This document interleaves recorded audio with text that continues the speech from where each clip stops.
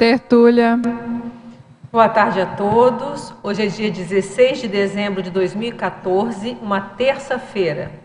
Esse é o verbete de número 3.238. 6 páginas, 48 logias, 27 máximos. O tema é Autoestima Revigorada, da especialidade Autocogniciologia.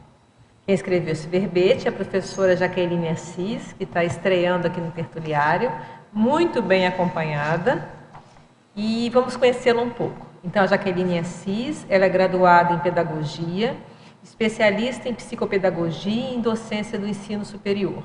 É brasileira, natural do Rio de Janeiro, é voluntária da Conscienciologia desde 1995, docente em Conscienciologia desde 2013, tenepsista também desde 2013 e organizadora dos livros Pérolas de Vidas Preciosas, de 2 volumes, o primeiro volume de 2007 e o segundo volume de 2008.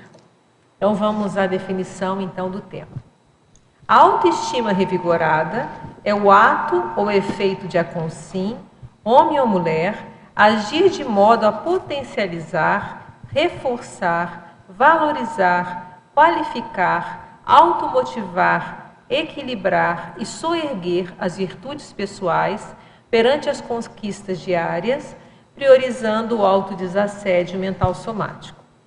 Em pensenologia destacamos as variáveis definidoras do holopensene pessoal, os egopensenes sadios, a egopensenidade reanimada, o materpensene propício ao revigoramento pessoal. Em fatologia, a autoanálise dos sentimentos, o autorrelacionamento rígido, a realidade intraconsciencial admitida e compreendida, o apreço por si mesmo, o autoestudo ortomotivador, a autoestima sadia, sendo o equilíbrio entre o sucesso almejado e as conquistas reais, o burilamento do temperamento forte, fruto de muitas vidas. Em parafatologia, a paradescoberta de si mesmo, o paramegatrafora autêntico, o autocontrato evolutivo, a superação da autossabotagem seriexológica. Na terapeuticologia, temos 20 posturas ou condições revigoradoras relativas às vivências da autoestima sadia. Na remissiologia, também destacamos 5 verbetes: alegria, alto valor íncito, conversa revigorante, resgate da autoestima, superestimação pontual. As reciclagens intraconscienciais do alto valor evolutivo, potencializadas pelo autodesassédio mental somático, consolidam a autoestima revigorada, base para as autocognições prioritárias. Você realiza reciclagens intraconscienciais objetivando revigorar a autoestima? Com qual frequência? Quais os resultados obtidos? Na bibliografia temos aqui 3 referências para vocês pesquisarem. Então vamos à mega análise com a equipe da Enciclosapiens. Virtudes, conquistas, reequilíbrio, autoimagem, autodesassédio, autoaceitação, autovalor, trafores, recins, gescons, docência, acertologia, intrafisicologia, autodecidologia, experimentologia, psicossomatologia, autocogniciologia, autopesquisologia, autoabsolutismologia e autoconscienciometrologia. Então, vou dar umas dicas aqui de cursos para quem quiser passar aqui o final do ano no CAEC ou aqui na Cognópolis. Nós temos a partir dessa semana agora, 19 a 21 de dezembro, tem o 10º Fórum da TENEPS e o 8º Encontro Internacional de Tenepsistas. Tem vários palestrantes aqui que vão falar sobre TENEPS, vale a pena. E logo depois tem um acoplamatário temático de 26 a 28 de dezembro, que o tema é TENEPS. Falando em complementário, na semana que vem, quer dizer, de segunda a quarta, de 22 a 24, tem também um complementário do tema monarquia. No dia 23 de dezembro também tem um curso Lastro Consciencial Pré-Humano. Indique o resquício da pré-humanidade ainda presente em você, com o professor Roberto Kunz. Também é outra dica para quem quer passar o final de ano. 29 a 31 de dezembro, curso Desperticidade também, com os professores Moacir Gonçalves e Everton Santos. Também é uma dica, qualquer dúvida vocês ligam aqui para o CAEC e pegam informações. E no início de janeiro, nós temos aqui o curso Reciclagem das Posturas Monárquicas, com a temática Monarquia Hispânica. Então, temos diversos cursos aqui para todos os gostos, né? E aí vamos voltar agora para a professora Jaqueline, e aí você vai contar para a gente o que te motivou a fazer esse verbete, com esse tema. Primeiramente, boa tarde. Quero agradecer aqui a todos os presentes, as amigas, né, e a equipe de verbetógrafos, né, da Enciclosapis, que me ajudou muito aí nesse verbete. Esse tema foi motivado por uma colega até da Enciclosapis, foi a Marilene Hagagin, que um dia, no estacionamento, ela me perguntou, e o seu verbete? Aí eu falei, não, eu não tenho capacidade de fazer isso, não. E aí ela, que é isso, mulher? Nossa, eu já te vi atuando, né? Você tem força presencial, vamos lá, vamos fazer. E aí ela foi falando, e de repente deu sabe, meu corpo ressonou de forma, né, vibrou de tal maneira que me fez pensar, refletir na minha atual condição, como é que eu estava me vendo, como eu estava me enxergando, né, num viés de me botar para baixo, de não aceitar a minha eu como pessoa, né, as minhas qualidades, o meu alto valor. Então, foi por esse viés aí que eu resolvi estudar autoestima e revigorar cada dia mais. Muito bom. Então, vamos agora responder aos teletertulianos. A verbetógrafa Jaqueline, em Estrangeirismologia, na página 7, quer dizer, na primeira página, né? Poderia nos explicar melhor os termos Ocupe de Bec, revigorante, e o Macte ânimo fortalecido? O Coup de Bec revigorante é aquela bicada que a gente dá. Imagina um bolo, né? Um bolo bem gostoso que você traz para sua tela mental agora. E aí você pensa naquela bicada que você vai dar, né? Aquele sabor, né? Então aquilo revigora, né? Você, né? No caso aqui, né? Aquela bicada que você dá, por exemplo, também num estudo, né? Numa pesquisa que você vai fazer. Da autoestima. Então, assim, vai te revigorar, né, o tempo inteiro. Então, essa bicada é uma coisa boa, uma coisa que vai acontecer de forma melhor, prazerosa, gostosa. E o Macte ânimo, é assim mesmo que fala? Macte ânimo? Isso, o Macte ânimo é o melhor ânimo, né? O melhor ânimo que você tem que a cada dia construir de você mesmo, né? Do seu alto valor, de você como pessoa, né? Sempre melhorar, revigorar diariamente, frequentemente esse ânimo, puxar para cima, levantar. Patologia, página 8, primeira linha. Quais são alguns dos principais fatores que levam à autossabotagem? O ato de dar rasteira em si mesmo. A autossabotagem aqui é você cair nas armadilhas que você mesmo cria, né? São uns sentimentos de menos-valia, você se desvalorizar o tempo inteiro, não acreditar em si, não ter confiança, não aceitar como você é. Então, você cria uma armadilha em que, diariamente, você cai num buraco negro e, para você sair dele, é um pouco mais complicado. Então, essa autossabotagem de você dizer, eu não consigo fazer um verbete, eu não consigo defender. E aí você, né, que no meu caso eu levei, né, muito tempo, né, para poder vir defender esse verbete, que está aí escrito há 1 ano. Então, eu ficava afirmando para mim mesmo que eu não ia conseguir. Então, esse verbete de hoje, ele mostra, né, esse meu revigoramento, né, enfrentar. Né? Então, tem que ter posicionamento de enfrentar essas atitudes negativas que eu consolido, que as pessoas consolidam diariamente, de trazer, né, para o dia a dia, né, e querer mostrar um lado ruim que você tem, mas que você revigora, pode revigorar o tempo inteiro, melhorando essa autossabotagem, não caindo nessa armadilha de se desvalorizar. Você está falando interessante porque eu estou estudando uma coisa que acho que tem a ver com isso. Alguma coisa de autodesestigmatização. Às vezes nós nos estigmatizamos, não é o outro. Então, tipo assim, não, eu não sei fazer isso.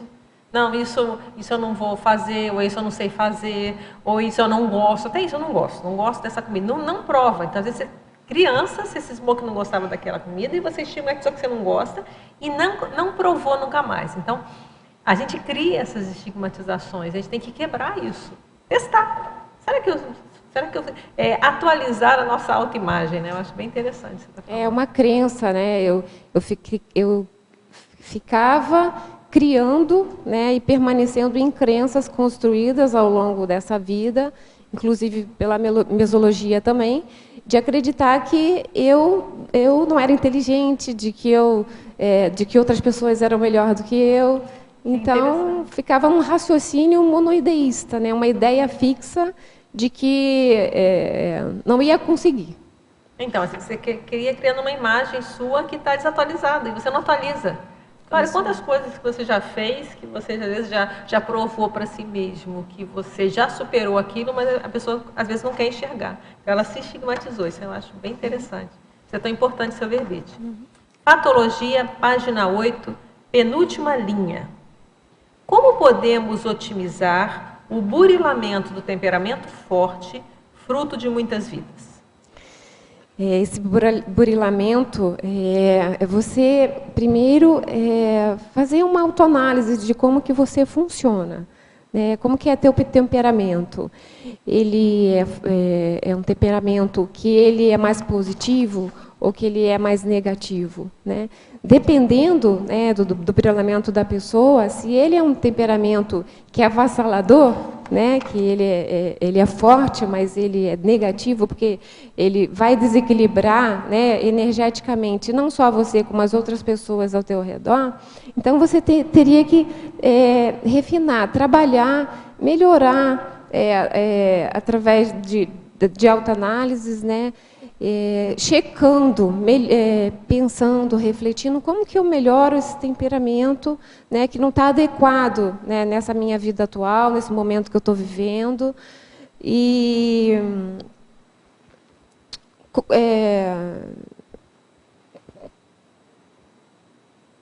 trazendo para você ideias que vão fortalecer, né, e que vai ajudar e que vai melhorar nesse burilamento. Parafatologia, também na página 8, na outra segunda página, né? Final da quinta linha. Como levar a cabo a superação da autossabotagem seriexológica entranhada na paragenética? Aí são várias vidas, né? Aqui tem a autossabotagem serexológica que você pode construir nessa vida, e tem também a autossabotagem que pode ser de vidas passadas e que você também pode criar para as próximas vidas. Então, superar essa autossabotagem, aquilo que eu falei, hoje, você não cair nas armadilhas de você fazer a sua própria cama. Né? Então, de você criar mecanismos aqui de superar essa autossabotagem.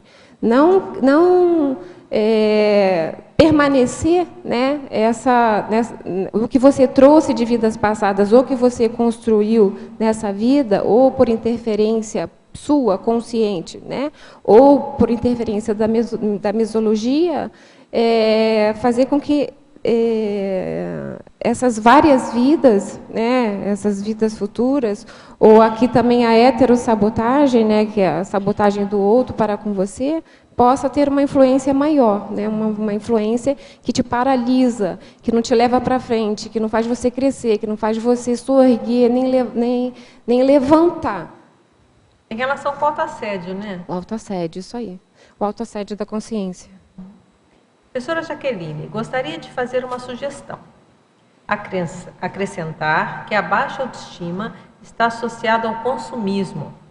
Vemos milhões de pessoas reféns de provar uma imagem que a própria sociedade nos impõe, como ideal ou aprovável, mas que, quando analisamos profundamente, vemos que as pessoas são escravas modernas do capitalismo. O que você acha disso aí? A questão do consumismo, no que se refere à mulher, às vezes a mulher ela consome demais, ela quer ficar, ela valoriza a autoimagem, uma coisa que é um logo externo, né? Ela tem o outro, né, para validar um sentimento que ela teria, né, de se valorizar, de se gostar, né? Só que aqui no caso, as pessoas têm que consumir, mas não em excesso. Todos nós precisamos consumir canetas, cadernos, livros, né, roupas. Mas o consumismo em excesso, ele atrapalha, porque aí tudo que está em excesso cria um problema para a consciência, né? Então, a pessoa focar, né, no alto valor pessoal dela seria o prioritário, seria o melhor aqui. Esquecer essa questão de consumismo, né? Pensenologia, na página 7, que é a primeira, final da primeira linha. Poderia exemplificar as variáveis definidoras do holopensene, pessoal? Aqui as variáveis, como é que eu atuo, né? Então, assim, pensar bem de você é uma variável, né? Gostar de você seria uma outra variável. Então, são possibilidades que você tem de criar variáveis e, assim, consequentemente, quando você gosta de você, né, você gosta do outro. E é uma via de mão dupla, porque o outro também gosta de você. Então, quando a gente não gosta da gente, né, o outro não vai gostar da gente. Por que ele iria gostar da gente se a gente mesmo não gosta da gente, né? Então, variáveis que vão te deixar mais lúcido, né, com relação à sua realidade, né, os seus acertos, as suas conquistas diárias, o seu alto valor, o seu autoconceito, né, as mudanças, né, que você faz no seu dia a dia. Então, criando variáveis, possibilidades de se melhorar cada vez mais. Patologia, na página 8, agora a gente vira a página, né? 7ª linha de baixo para cima. Poderia exemplificar o sentimento lúcido de maternagem? Aqui é o amor de mãe, né? Então, a lucidez está lúcida para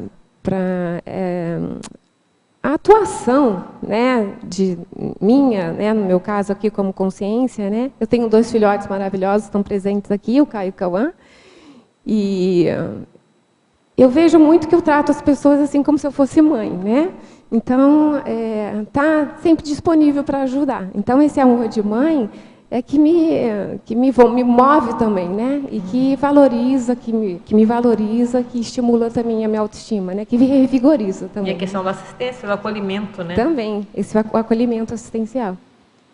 Professora Jaqueline, na Estrangeirismologia, página 7. Final da 3ª linha. Poderia explicar a maquiagem promovendo o upgrade agradável? A maquiagem que ela tem um papel importante porque ela levanta, né? No caso da mulher, ela dá um salto, né? Então, assim, a gente se sente bem quando a gente está bonita, quando a gente gosta da gente, e a maquiagem ela ajuda, né? Então, ela melhora, né, a nossa força presencial, a nossa autoestima. Então, ela vai dar levantar, né? Para mais, isso aí. Patologia, página 8, final da 2ª linha. Poderia discorrer sobre a imagem supostamente projetada para as demais consciências? Achou? Patologia, página 8? Página 8, final da 2ª linha. Lá no final, começa com a imagem. A imagem supostamente projetada para as demais consciências. É a 2ª linha, finalzinho. A imagem supostamente projetada para as demais consciências, né? Como que a gente se projeta para o outro, né? Como é que eu me defino? Eu sou uma pessoa que eu me defino como uma pessoa boa, positiva, melhor, capaz de fazer as coisas, de me auto-enfrentar, ou me mostro como uma pessoa fraca, que tem medo, que tem vergonha, que corre, né, das responsabilidades assumidas. Então, seria aqui essa imagem projetada que vai fazer também uma autoassistência e uma heteroassistência. E aí, na 5ª linha, então você vai descer 3 aí, logo no início, a autoimagem distorcida. Também queria que você comentasse. A autoimagem que a gente tem da gente mesma, né?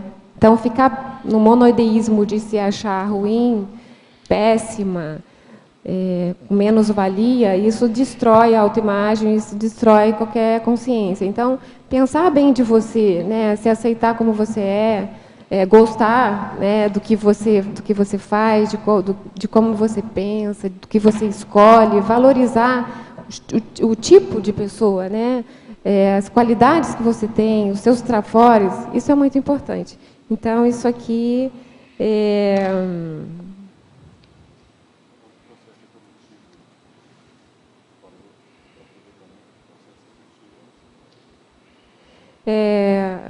minha dupla aqui está falando que para eu fazer um comentário sobre o processo evolutivo, né? A valorização do processo evolutivo, né? Eu aqui, né, como consciência, está evoluindo, tenho essa oportunidade, né, de estar com um grupo, né, que está me botando para cima e de valorizar essa minha evolução, né? Essa minha cognição, essa minha autocognição trabalhada, né, hoje aqui publicamente, né, de melhorar e de revigorar a minha autoestima. Então, isso não tem coisa melhor, né, gente? Eu vejo que uma das coisas mais importantes para a autoestima mesmo é esse contabilizar os resultados, né? O problema é que, às vezes, quando está obnubilado, não contabiliza. Como a gente falou, o negócio, aí a pessoa não contabiliza, ela não consegue enxergar o que ela está fazendo. Então, se a gente fica enxergando, não, peraí, eu errei aqui, mas eu acertei aqui. Então, olha, mas aqui eu estou fazendo. Então, como é que eu já tenho esse produto, esse produto, esse produto? Isso, eu vejo que isso aí é um grande alimentador, porque é uma autoestima que ela está fixada em fatos, né?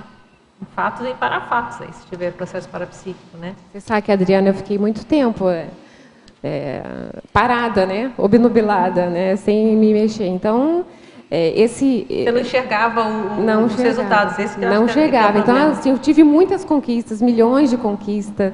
Minha dupla me promoveu, meus filhos me promoveram muitas conquistas.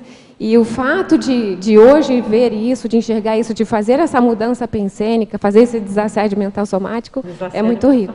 Perfeito, você está falando, o auto-desassédio mental somático mesmo, de assumir aquilo que a gente tem de bom. Não somos perfeitos, mas então, alguma coisa de bom a gente tem, né? Fatologia, página 8, quinta linha, de baixo para cima.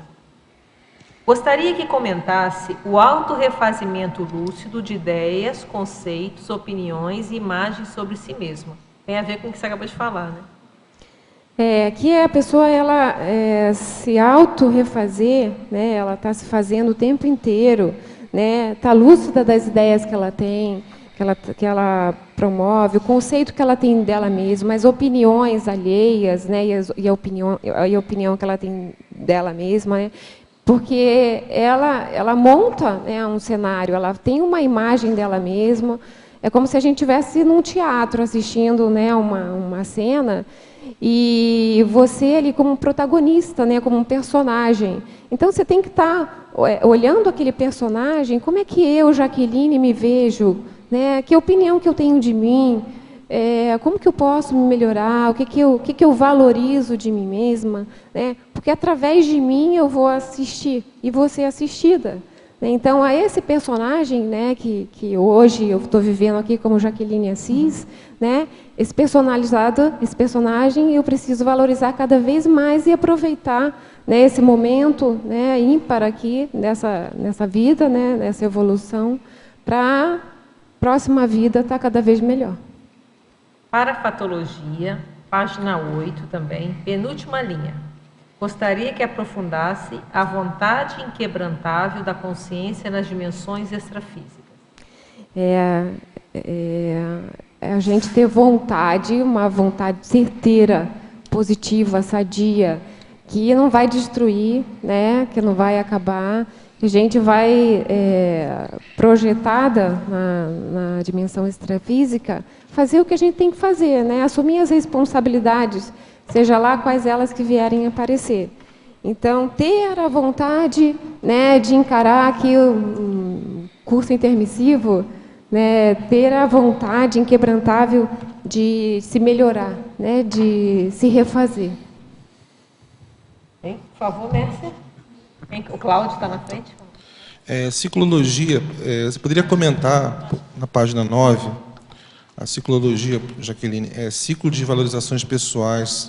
E também, se puder comentar, por favor, o ciclo da insatisfação evolutiva, procedimento evolutivo, revigor evolutivo. O ciclo de valorizações pessoais. Você valorizar aquilo que você tem de melhor. O ciclo é aquilo que vai numa constante transformação, ele vai e volta numa interação. Né? Então, você aqui, que traços que você tem, né, que são os seus valores maiores, né? O traço da intelectualidade, da comunicabilidade, o traço da força presencial, é o seu traço da pessoa benquista. Né? Que traços que você tem, que você pode valorizar, que você vai ajudar, que você vai se autoassistir. Né? E o outro ciclo que você falou? O ciclo da insatisfação evolutiva, procedimento evolutivo e revigor evolutivo. Né? Essa insatisfação, né, causada pela baixa estima, ela não tem fim, e você tem que dar um corte nessa condição. Né? Então, que procedimento que você vai utilizar para fazer esse corte e fazer o revigor, para levar você, puxar você, sair de onde você está? Mexer, né, mudar, né, ter uma maneira, né, ou através de técnicas de melhorar e de acabar com esse ciclo vicioso, né, de se auto-sabotar, de ficar com essa melancolia, essa insatisfação constante na vida. Que, inclusive, tem a ver com os valores pessoais que você falou anteriormente. Né? Na Fatologia, página 8, você cita na linha 9...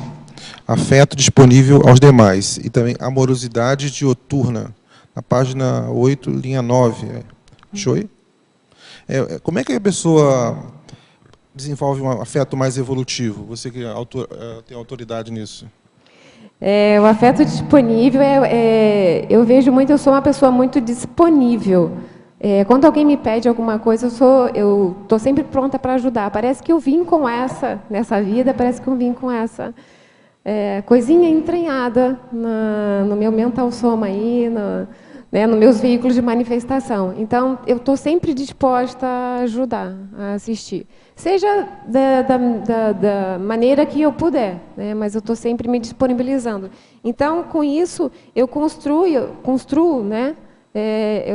Fico mais disponível para as pessoas e construo uma afetividade, né?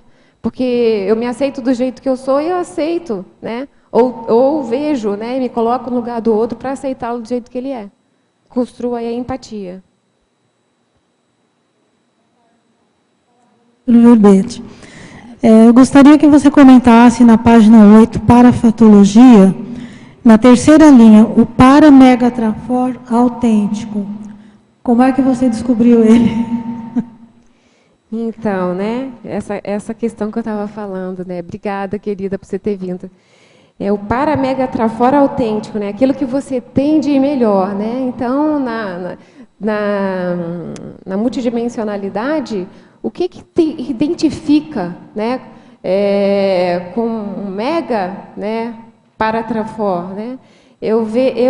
Aquilo que eu falei para o Cláudio agora, eu me vejo como uma pessoa que é persistente, que eu tento dar o melhor de mim.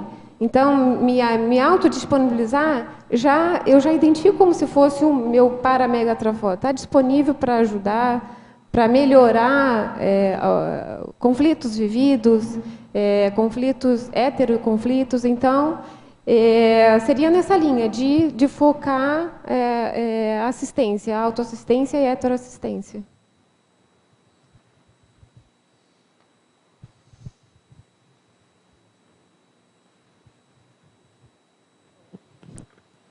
Esperar aqui. Bom, já que na fatologia, na terceira linha, eu queria que você falasse um pouco a confiança, logo no final da terceira linha ali, da fatologia, a confiança em atos e julgamentos pessoais. Como é que a pessoa pode adquirir essa confiança, né? Se no caso da pessoa que tem baixa estima, constrói isso, né? Revigora essa autoestima a partir dessa construir essa confiança em atos e julgamentos pessoais. A confiança aqui é primeiro você se autoaceitar, né? Como que você é realmente, como que você se identifica, como que você se aceita, né? Então, se você tem confiança nos seus atos, no que você pensa, no que você faz, no que você pode dar, e no julgamento que você faz de você, né? De pessoa que tem pessoa que tem qualidade, que tem importância, que tem uma ProEx, né? Que participou do curso intermissivo, então você adquire maior confiança para se posicionar, para melhorar e revigorar aqui a autoestima. Alô? Atrás de você. Na página 8, sinergismologia.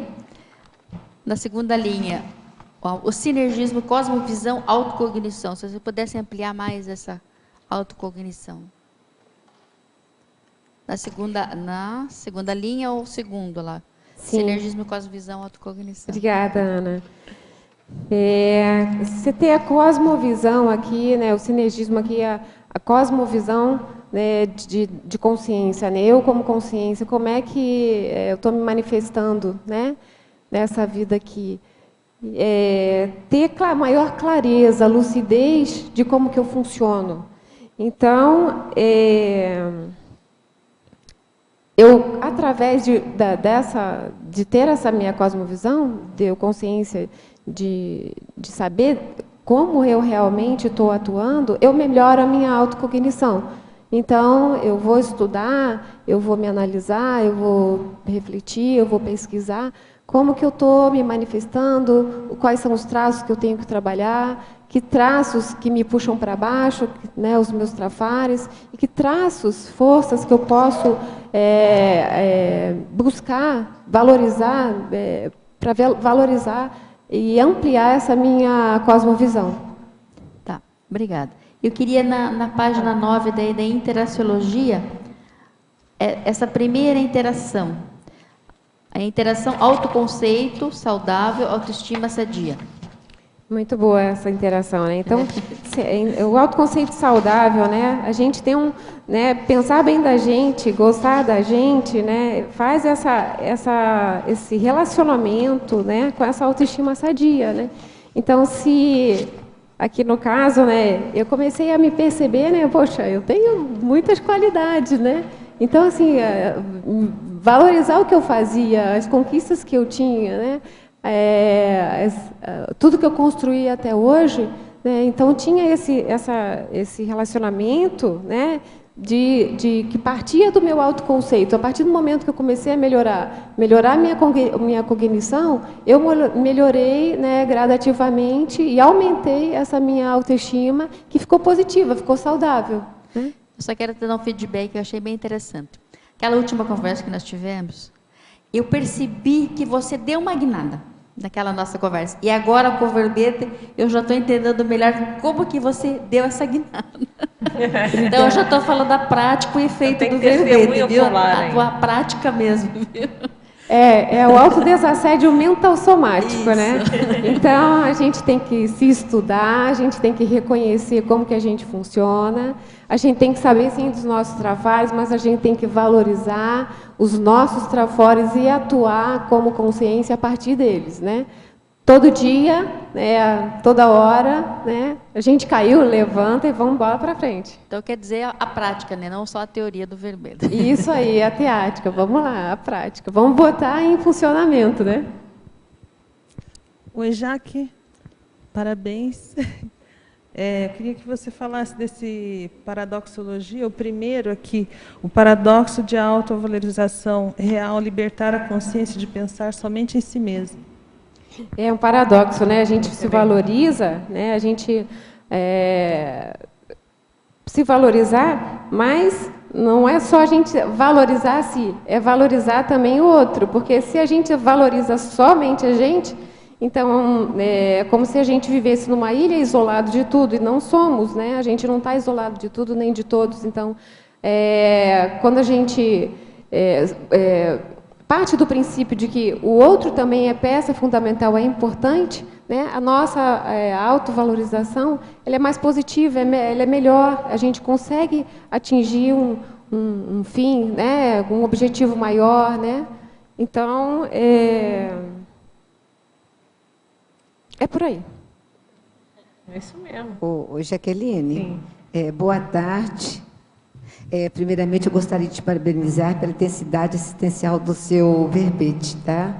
E você, que eu não te conheço, mas lendo assim o seu verbete, dá para ver que você é uma pessoa muito intelectiva, uma pessoa muito estudiosa e escreve muito bem. Você está de parabéns, tá? Agora, a pergunta. Em parafatologia, eu gostaria que você, por gentileza, conjugasse aí para mim o paramegatrafor autêntico com a essência consciencial multidimensional. É a terceira linha Terceira de baixo linha, para cima. Em mais ou menos no meio da parafatologia, terceira página linha. 8. O paratrafor autêntico, Conjugado com E a o depois? essência consciencial multidimensional. Como que você identificou esse paramegatrafor autêntico? Como que você utiliza esse megatrafor no extrafísico, conjugado com essa essência consciencial multidimensional, né? sim. Gostaria que você falasse a respeito. Uhum. Meu paramegatrafor, né? Autêntico, né? Então, assim, nós somos o que a gente apresenta ser. Então, aqui que a gente tá aqui, né, na intrafisicalidade, somos assim também na extrafisicalidade. Então, não dá para enganar, né? Claro. Então, o megatrafor, como eu falei aqui, meu megatrafor eu identifico como uma pessoa que está sempre disposta, né? Disposta a me auto-melhorar e melhorar o entorno, né? Através da assistência que eu propicio a fazer, né? Então, a essência consciencial aqui, multidimensional, seria essa questão de estar aberta, né? Ter um abertismo maior para a multidimensionalidade e poder me autoassistir para evoluir, entrar num processo de evolução constante e ajudar a mim e aos demais. Eu acho que seria por aí. E você já identificou o seu megatrafor? O meu megatrafor, né? Eu falei até com minha dupla hoje, né? Meu megatrafor, né? Da persistência. Mas persistência é um chavão, né? A gente persiste, né? Então, assim, eu tenho o trafor da continuidade, né? Que eu identifico como uma questão, assim, que alavanca a minha autoevolução. Então, continuar tudo que você inicia, por mais que demore, como é o caso desse meu verbete, é uma condição de você chegar lá, de você acertar, de você melhorar, de você, né, entrar num crescendo e adquirir e valorizar essas conquistas, né? Mas está muito bom. Agora, você poderia, por favor, falar um pouco a respeito da técnica etológica do salto baixo? Então, essa técnica aí você me ajuda Ficar de aí, salto Adriana. baixo, né? O que é o salto alto? Você fala muito de jogador. Você não às vezes. subir, né? Achar que você é melhor do que ninguém, né? Já ganhou, né? Isso. Aí é aquele time, né, do futebol que já entra lá, já ganhei, já vai sempre de salto alto, geralmente não consegue ganhar, né? E o salto baixo, a gente entrar por baixo mesmo, não entrar Entrar de mansinho. com soberba, A né? do salto alto, a do salto baixo, ainda não tinha ouvido falar. É que é o contrário, né? A gente de salto baixo, a gente... Porque é do salto alto, achar que está 100%. Exatamente, né? salto baixo, a gente vai aqui. Você- Olhos nos olhos. Isso. Olhos nos olhos, né? Sim. Muito obrigada e mais uma vez parabéns. Essa técnica Demorou, me como você faz- disse, mas ficou ótimo. Obrigada. Caprichou bem, né? Essa técnica aqui, eu estou pensando, tem uma relação próxima com a descensão cosmoética. Perfeito, você lembrou bem daquele verbete do professor Valdo, né? Que você sai do salto para tornar-se acessível e próximo aos assistidos, né? Ao seu grupo de convívio. Muito bom. Vamos então atender um pouquinho aqui de Tele Tertuliano. Teoriologia, na página 8, segunda linha. Poderia fazer um cotejo entre a teoria da inteligência fixa e a teoria da inteligência evolutiva? Então, aqui a inteligência fixa é aquela inteligência que supostamente está estabelecida, pré-determinada, né? Que ela não se move, ela não tem um dinamismo grande, né? E a inteligência evolutiva é você estar em constante transformação, procurando evoluir, né? Melhorar. Então, assim, com a ajuda, né, que você busca, né, de a todo tempo, a todo instante, estar querendo se mostrar, e, né, onde é que eu posso acertar, né, não se culpar, né. Então, você criar, né, pensamentos melhores que vão cada vez mais puxar você para cima. Saber evoluir, né? A inteligência, porque a pessoa pode ser um gênio e aí um gênio do mal, não está sabendo nada de evolução, né? Está fazendo um monte de besteira, está se enrolando. A inteligência evolutiva é justamente você saber fazer as coisas, né? Isso aí mesmo que você falou. Ser um mega assediador, né? Quantos... E a inteligência evolutiva é justamente o que você está falando, você ser o seu amparador. Isso aí, Paradoxologia, você já respondeu, mas faz só uma palhinha aqui para o nosso teletertuliano. É na primeira linha, aquela do paradoxo, da autovalorização real, libertar a consciência de pensar somente em si. É o primeiro paradoxo, se eu não me engano. A página 9. Mais ou menos no meio da página. O paradoxo de autovalorização real, libertar a consciência de pensar somente em si. A gente não ficar no nosso ego, né, preso em nós mesmos, sair da gente, olhar, né, o mundo à nossa volta. Né, nós não somos mais importantes do que ninguém. Nós temos uma grande tarefa, né, de que é nos ajudar, mas também é ajudar o outro. E quando a gente ajuda, consequentemente, as outras pessoas, e as outras pessoas também nos ajudam, né, da maneira que elas se apresentam para a gente, como que elas vivem a vida, né, como a gente observa todas as questões envolvendo a nossa atuação aqui multidimensional, e isso tira, né, o cerne da nossa questão, né, umbilical aqui de pensar só na gente, e abrir mais, né, abrir para questões prioritárias, assistenciais, evolutivas, aqui na intrafisicalidade. Tem a ver com aquilo que a gente estava falando antes, né? Você estava falando a questão do resultado, né? A autoestima, ela vem muito pelo resultado.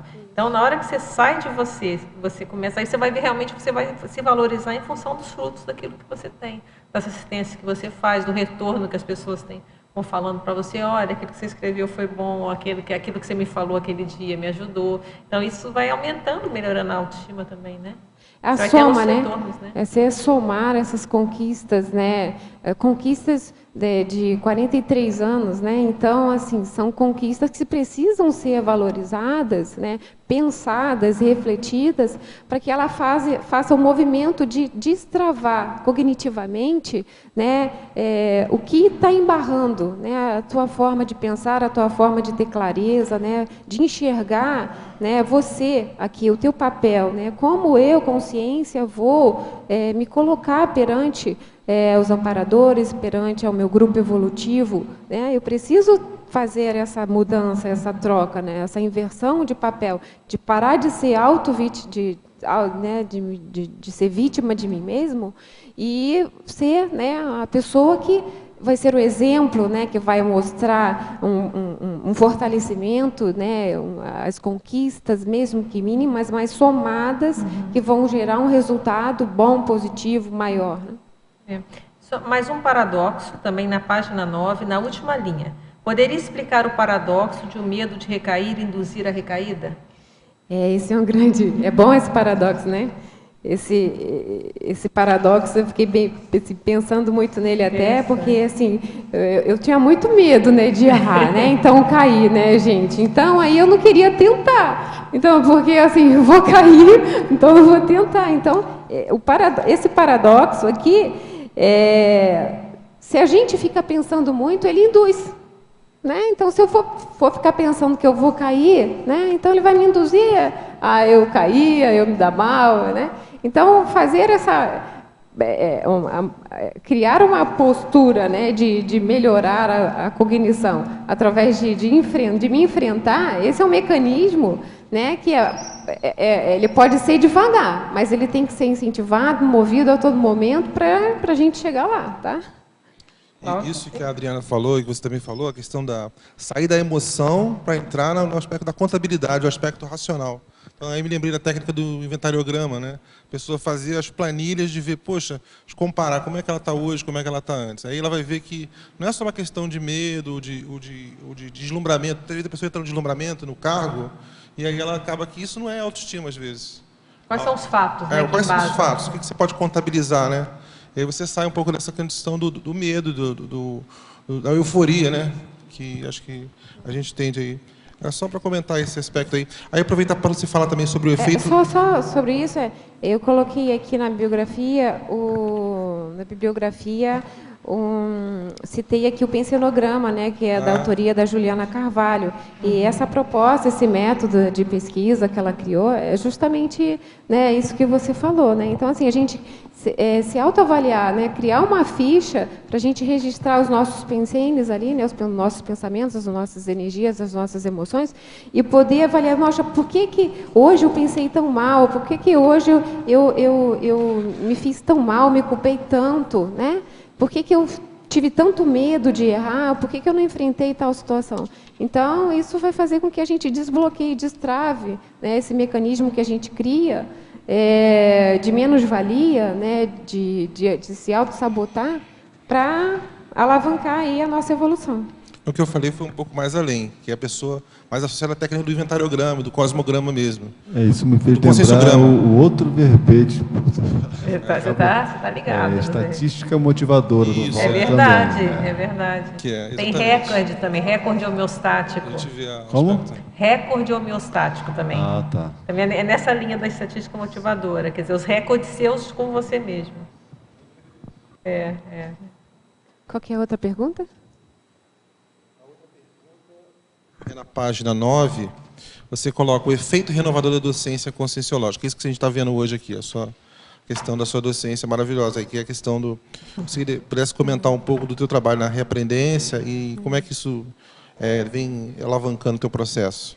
Isso a gente renova mesmo, né? Então, se renovar com a docência é uma coisa maravilhosa, porque você se auto-enfrenta, né? Então, a docência conscienciológica, ela é o must, né? É o up.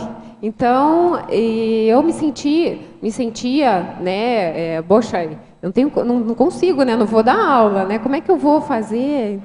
Então, me boicotava o tempo inteiro, e a docência conscienciológica, ela abre, então, as pessoas estão ali para te assistir, para te ajudar, para te melhorar, para te fazer refletir sobre questões, né, que vão mexer, né, na tua autoestima, vão mexer com o teu ego, sim, mas aquelas críticas, aquelas heterocríticas, elas te tiram do autoassédio mental em que você se coloca, né, a posição que você fica, né, de se resguardar, de não querer enfrentar. A docência conscienciológica te ajuda, né, a você subir de posto, a ir para um nível maior, né? Isso aí, inclusive, tem a ver com a outra questão, que era da paradoxologia. O último paradoxo na página 9, o paradoxo do medo de recair, induzir a recaída, né? A pessoa fica ruminando aquela condição e acaba que não tem todo um potencial, é uma pessoa genial, mas a pessoa fica no autoassédio, né? Aí trava, né? Não sai de si. Podia comentar? Ela não sai de si. Eu já até comentei sobre esse paradoxo, né? Então, ela é aquele medo que eu tinha, né, de enfrentar situações novas, né? Então, eu não confiava em mim. Então, assim, eu não posso fazer isso, eu não vou dar conta, não vou conseguir, não vou conquistar. Então, mudar essa minha forma de pensamento, né, é que me fez melhorar, né?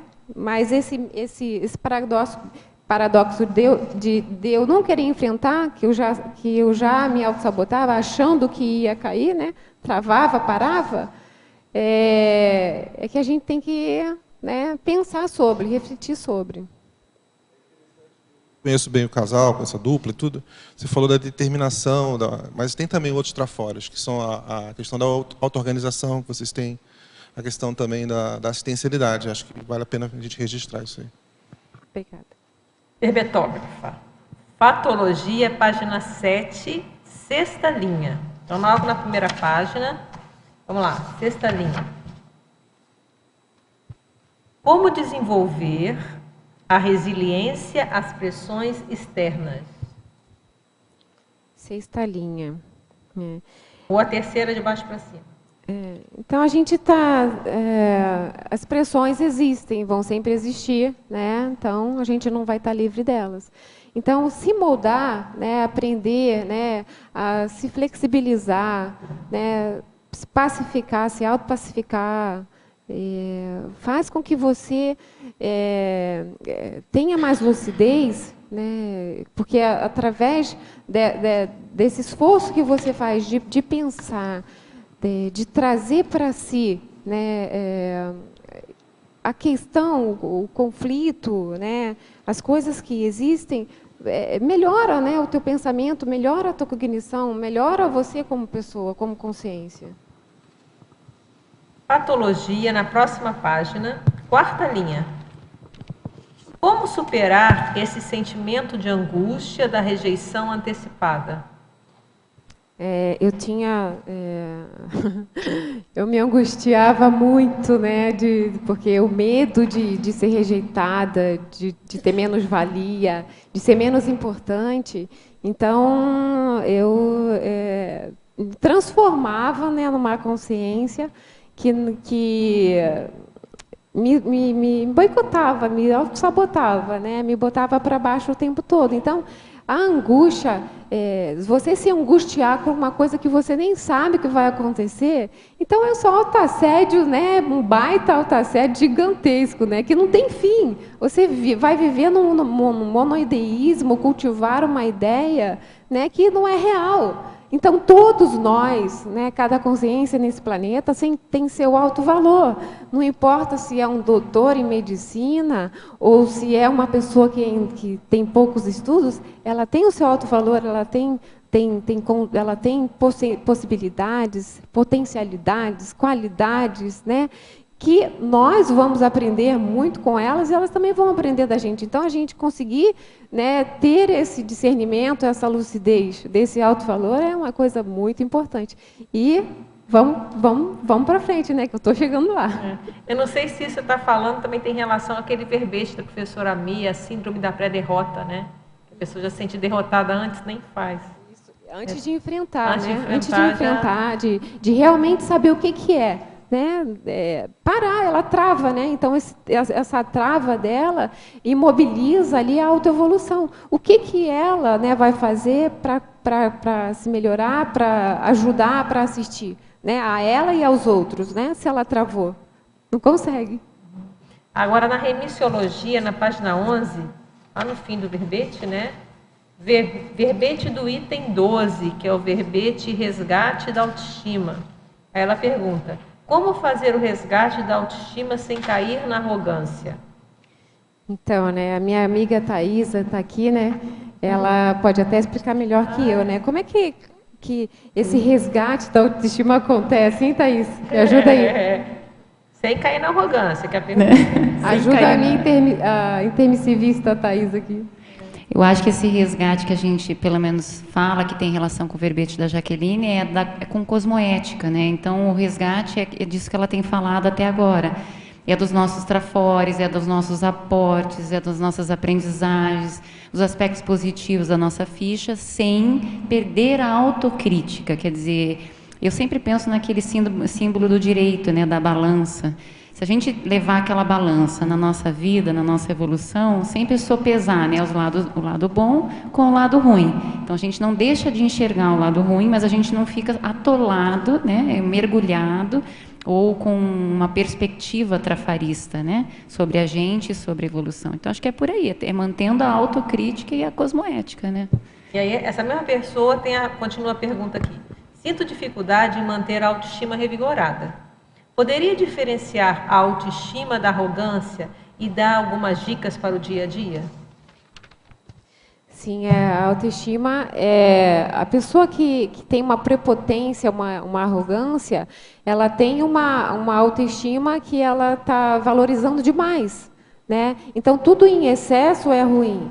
Então se ela trabalha de forma em que ela precisa humilhar o outro, isso não é uma autoestima sadia, né? Então ela tem que primeiro ver o que está acontecendo, né, com as consciências que estão próximas dela, o que ela está fazendo, com o que ela pensa dela mesma, analisar direitinho isso daí para vigorar de fato, revigorar de fato a autoestima dela, porque não é bem por aí, né? Não é sendo prepotente, nem discriminando ninguém, nem fragilizando o outro, né, para se sobressair, que você vai bancar uma autoestima positiva, né? De maneira nenhuma isso vai ser saudável. O que você vai perguntar? Poxa, Jaqueline, em binomiologia, você poderia falar, não sei se você já falou, mas de qualquer forma, então, fazer um reforço aí. O binômio autoestima social, produção profissional, eu gostei muito, achei muito inteligente. A autoestima social, né? Você na sociedade, né? E produzindo, né? Eu coloquei isso aqui porque eu me vejo, né? Eu sou pedagoga, eu trabalho em uma escola. E o meu lado social, né? E o meu lado profissional, eles estão juntos, né? Como é que essa questão aqui, como é que eu melhoro a minha autoestima, né? Como que eu vou trabalhar tanto o lado profissional quanto social, mostrando, né, através da minha força presencial e do meu exemplarismo, o melhor de mim, produzir coisas boas, né, coisas que vão levar as pessoas para frente, que elas estão me observando o tempo todo, mas que vão dar um start, né, nessa consciência de que, poxa, né, ela faz tanto trabalho, né, ela faz tanta coisa boa, não esperando, né, o reconhecimento, mas assim, o que você produz de melhor, né, para você e para o outro, o que fica para esse lado social, é o que aparece, né? Eu percebo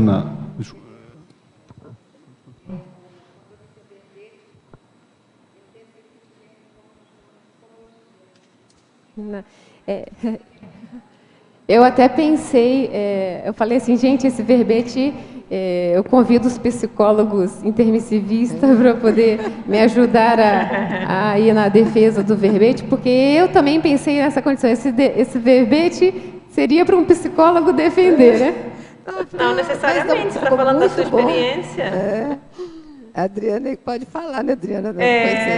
Mas eu estou falando o seguinte, abordagem, você está muito bem, né? E você está falando a sua percepção. Você não está fazendo um tratado de autoestima, você está falando da sua experiência, então, e a sua técnica que você usou, então está tudo certinho. Muito bom, não vejo né? nada, não. É minha autocognição, né? Não Ser ficou trabalhada, melhorada, Não alavancada. ficou nada raso, né? Não, tá apesar tudo de ela não super ter bem. formação que eu até pensei que tivesse, não ficou um verbete raso, né? Deu uma densidade muito, assim, assistencial muito grande. Muito obrigada. Muito bom. Quer falar, Bruno? Ainda sobre o binômio autoestima social e produção profissional, pelo convívio com a Jaqueline, o que desponta lá, o que ela realiza com muita satisfação e que se consolida, na verdade, também revigora a autoestima dela, é a obstinação por fazer a coisa certa, doer quem doer. Ou seja, no sistema público, ela consegue sentir-se muito bem por fazer a coisa certa. Isso é impressionante. E ela se retroalimenta disso. Isso até o apelido dela no ambiente de trabalho é ET, porque ela não, é como se fosse destoar-se daquele ambiente de trabalho ali, ao qual existem muitas flexibilidades perniciosas. Ela não, ela vai até o final fazendo a coisa certa e sai dali tranquila, sai dali com autoestima bem... Consciência tranquila.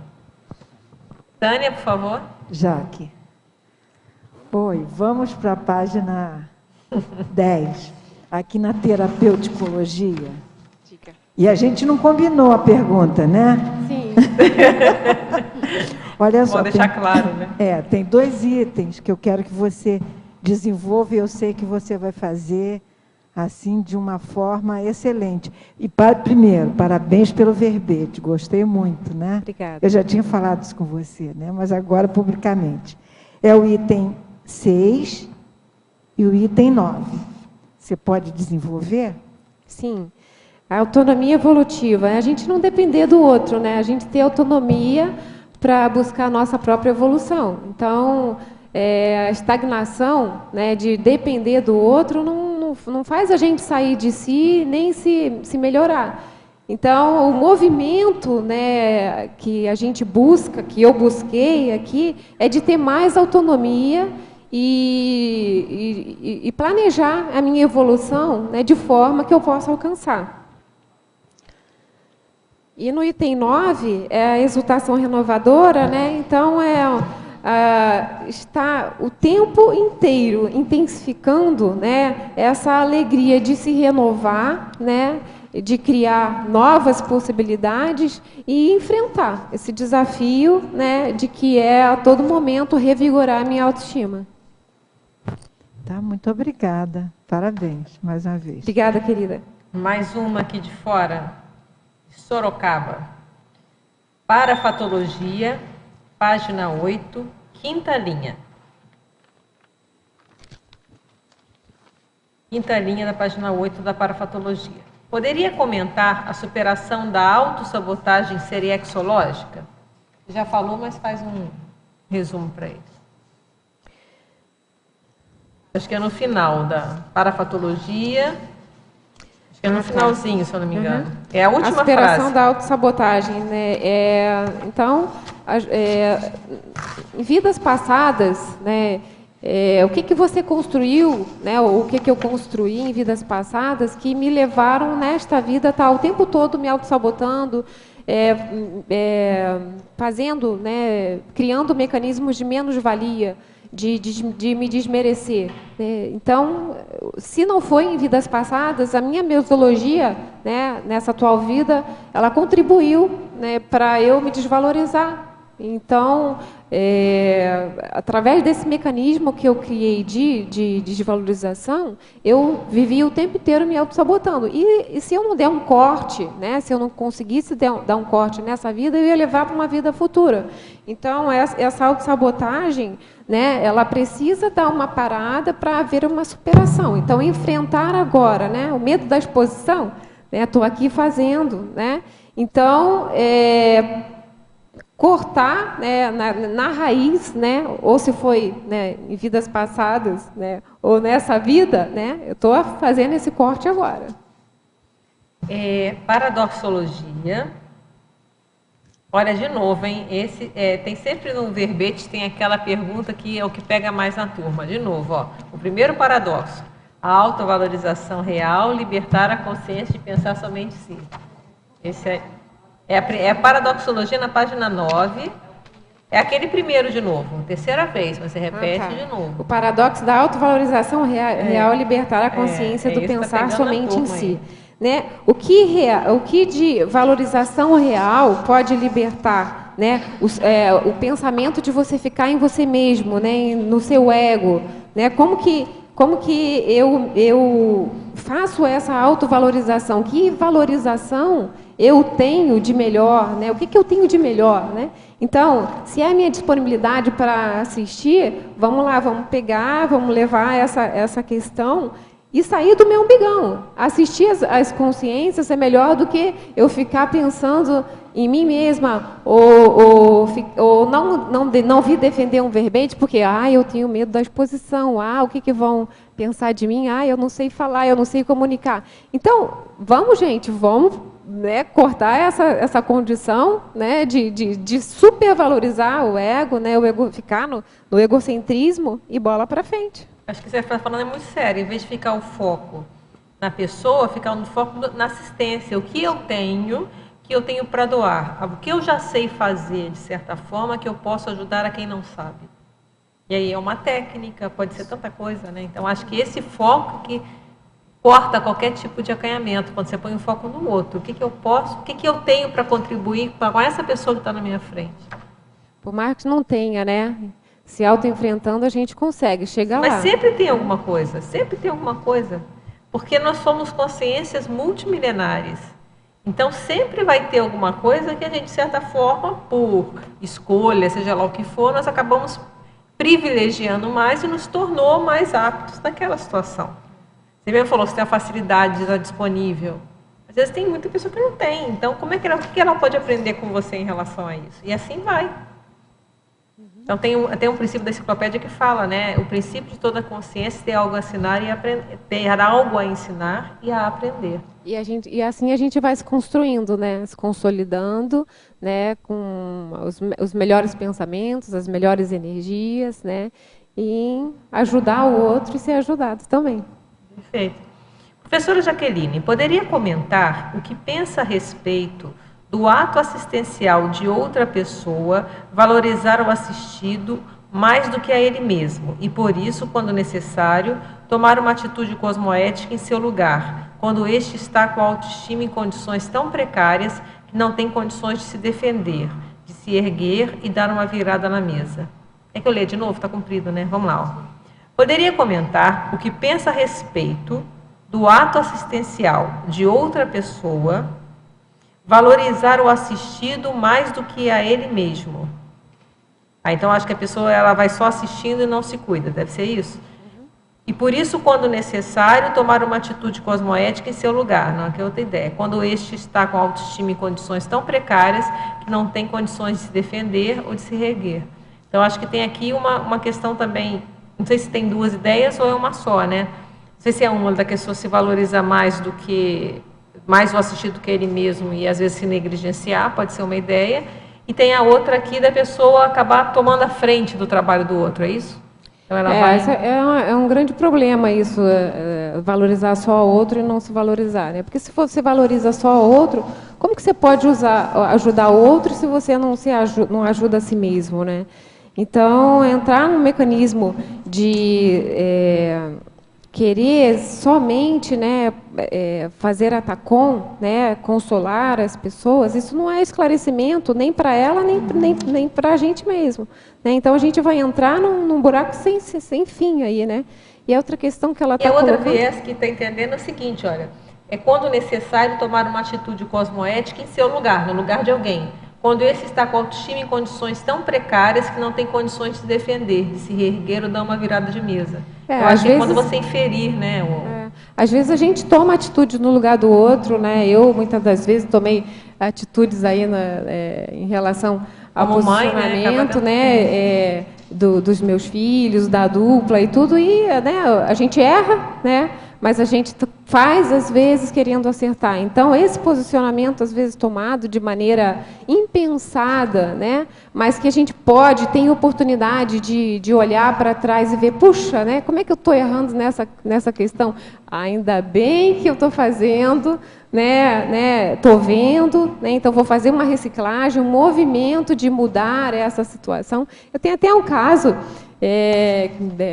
do meu filho aqui, né? Então ficava ditando, né, o que você tem que fazer, né? Então você tem que tomar banho, você está na hora de comer, está na hora de dormir, está na hora de estudar, e aí entra num mecanismo de robotização, né, de cuidar, né, da vida do filho, de se colocar como se fosse ele mesmo, né? Então, fazendo o curso da Consus me ajudaram muito, sabe? E eu falei assim, gente, né, o que eu estou fazendo, né? Estou cuidando mais da vida do meu filho do que da minha própria vida, e essa questão não tá correta, não está certa, eu não estou deixando ele viver as próprias experiências dele, ele aprender com as experiências dele e ele poder, né, ter a autonomia evolutiva dele, né, buscar essa essência, que é criar um norte, né, para onde que ele quer chegar, onde que eu quero chegar, deixa eu viver a minha vida. Então, eu agradeço muito a Conscienciologia. Então, a Conscienciologia ela me ajudou demais a me autoassistir, a me ver como consciência que estava travada, cheia de gatilhos, né, de derivações, né, que estavam me levando para umas amarras, né, no grupo karma muito grande, né? Então, é uma questão muito importante isso, né? Mércia. Sindromologia. Eu não consegui entender essa última síndrome do segredo, a relação dela com a autoestima revigorada.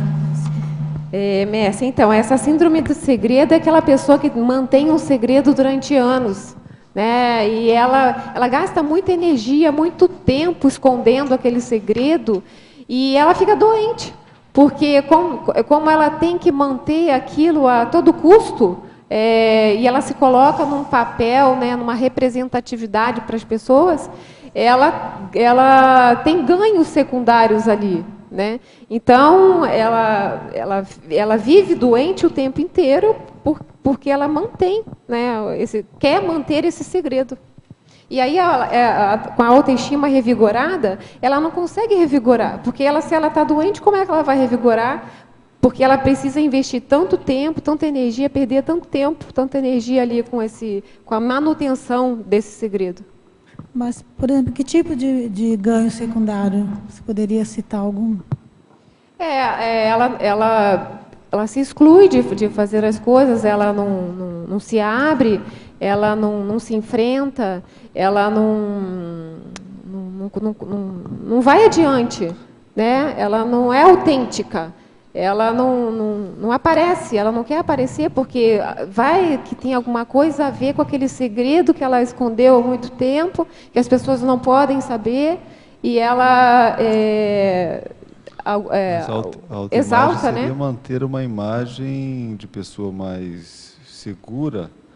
O segredo seria esse: cuida ou preocupa-se demais na autoimagem. E isso desgasta, consome, né, energia. E não há o revigoramento, né? Se ela começa a fazer muito, ela começa a aparecer, e isso pode aparecer também. Por exemplo, uma pessoa que matou, né? E ela morava no interior. Então, ela vem para a cidade grande, e aí ela tem que esconder aquilo das pessoas, porque, nossa, né, como é que eu vou falar, né, para as pessoas que eu matei uma pessoa? Pode até ter sido por acidente, mas ela esconde aquele segredo e toda vez que aparece o fato, a notícia recorrente no grupo de amigos ou na mídia, sei lá, aquilo mexe com ela. E aí ela não tem, ela poderia escrever um livro com relação ao tema, ela não consegue. Por quê? Porque ela precisa ficar fazendo a manutenção pensênica daquilo de que ela tem que esconder. Não, eu matei alguém. Oi, Jaque. Eu queria que você falasse quais fatores, ou como que você vê, por exemplo, a influência da mesologia dentro do lado contrário, quer dizer, do rebaixamento da autoestima. Como que a mesologia pode minar a autoestima ao ponto da pessoa precisar, vamos dizer assim, revigorar, né, essa autoestima? No meu caso aqui, eu tive uma família, né, meu pai era alcoólatra, e a gente apanhava muito, né? Então isso, né, mexeu na minha autoestima, né? Mexeu na autoestima dos meus irmãos, né? E mexia com toda a família.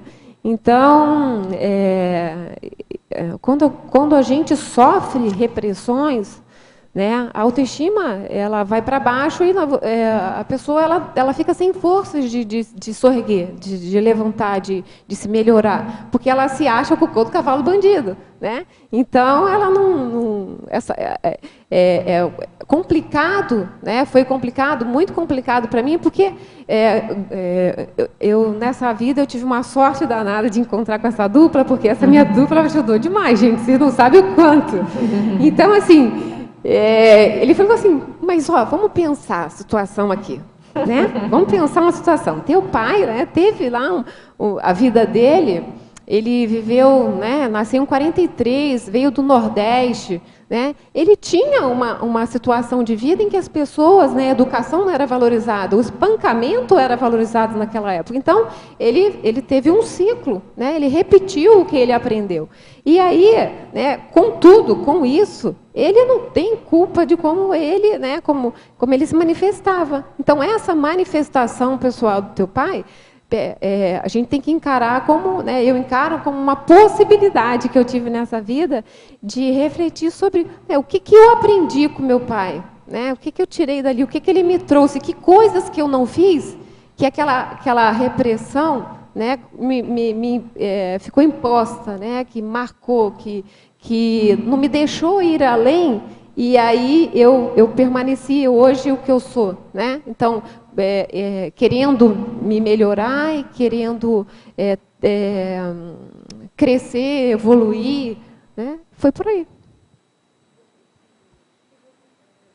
Sobre a mesologia, no sentido de justamente que mensagem que você acha que poderia passar para as pessoas que também passaram por mesologias difíceis, para elas conseguirem manter a autoestima sadia, saudável, não chegar, né, vamos dizer assim, a minar ela e precisar revigorar. Né? Desdramatizar, né? Então, se a gente vive nesse pensamento de eu sou vítima porque eu sofri maus tratos, a gente não vai chegar a lugar nenhum, né? Então, eu não chegava a lugar nenhum mesmo, né?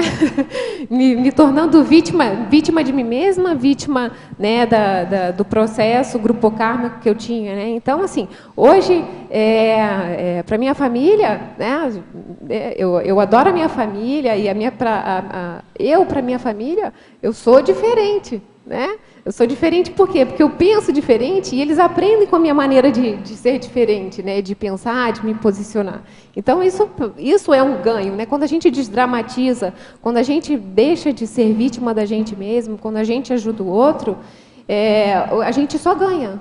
Né? Então, eu ganhei muito com a minha família, ganhei muito com meu pai, aprendi bastante, né?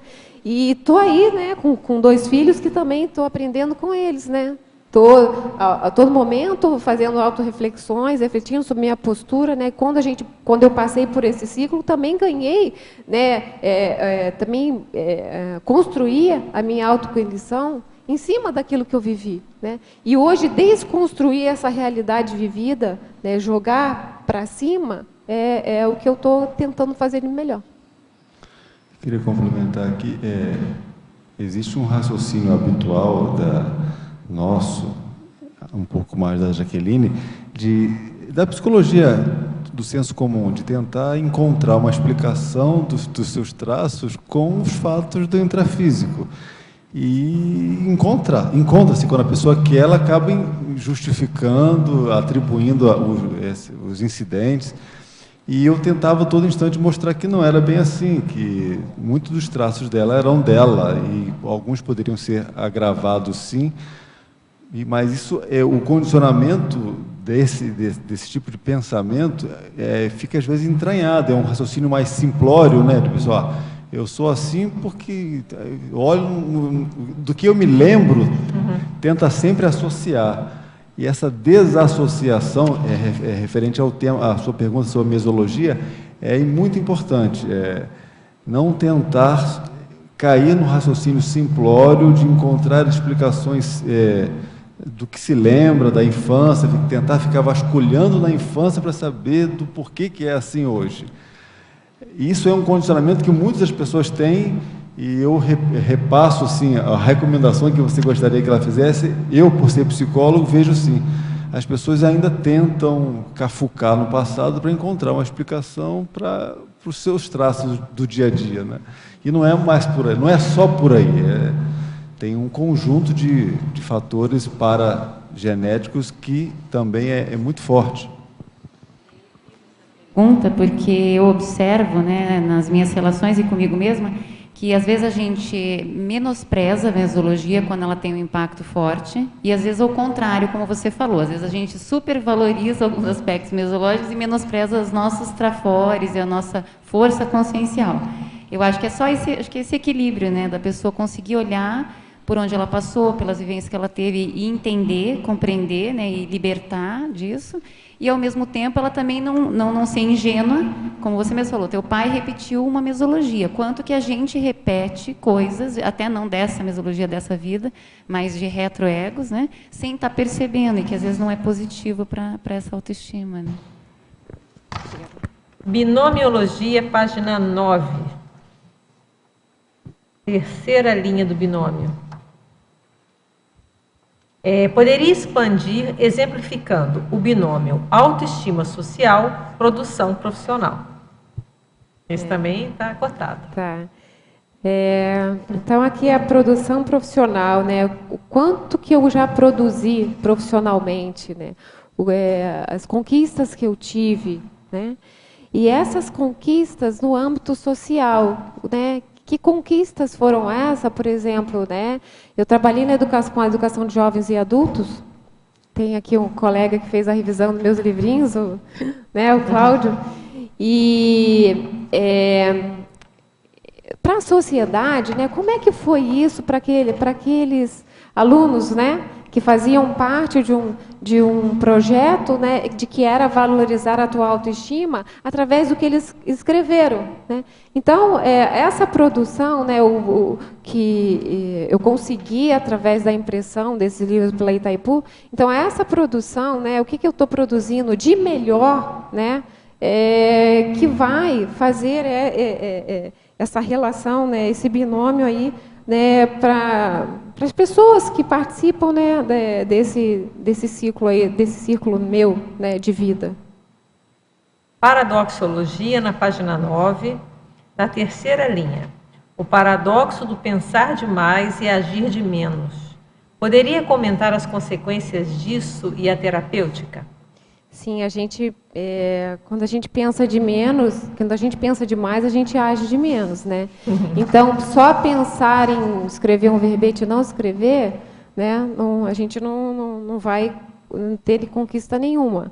Só pensar em escrever um livro e não escrever, né? Também a gente não vai chegar a lugar nenhum. Então, assim, pensar, né? Pensar, mesmo que seja alguma coisa pequena, mas que vá não crescendo. Pensa em fazer alguma coisa que vá fortalecer a tua autoestima, né? Que você vai, por exemplo, né? Se você não tem um trabalho, vai procurar um trabalho, né? Vai trabalhar. Então, assim, você fazer o movimento, buscar quebrar o ciclo vicioso de não querer fazer nada, de não se mexer. Exemplologia, página 10, terceira linha. Poderia comentar a autoestima revigorada máxima e o seu completismo com a apresentação desse verbete? Isso é ótimo, né, gente? É muito bom, né? Então, no caso aqui, nessa produção grafopensênica, né, é a apresentação desse meu verbete. Cheguei aqui, né, todo mundo pode chegar. Então, eu, tanto com meus traços, né, então, assim, reconheci, né, como eu disse antes, os cursos da OEC, da CONSUS, né, da Reaprendência, né, a Conscienciologia, que essa oportunidade que o grupo está me dando aqui de defender esse verbete, isso aqui é uma máxima, né, que está sendo efetivada, porque assim, eu reconheci os meus trafores mentais somáticos, né, e eu estou colocando, né, eu estou fazendo a teática aqui, eu estou colocando em prática, né, esses trafores que eu vim estudando, que eu vim reconhecendo, que eu vim me vendo, né? Eu saí da coitadinha, da vítima, né, da dramatização, para estar aqui me auto-enfrentando, me expondo, né, falando das minhas necessidades, né, e do que eu já passei nessa minha vida inteira. Então, e fazendo aqui a autoassistência para mim, né, e a heteroassistência também. E falando para onde? Para longe, tem aqui 6 perguntas de Madrid. Vamos lá. Opa. A verbetógrafa, na página 8, tecnologia, no final da segunda linha. Como funciona a técnica da opção inteligente de refazimento? Então, essa técnica, né, da gente se aqui, ó.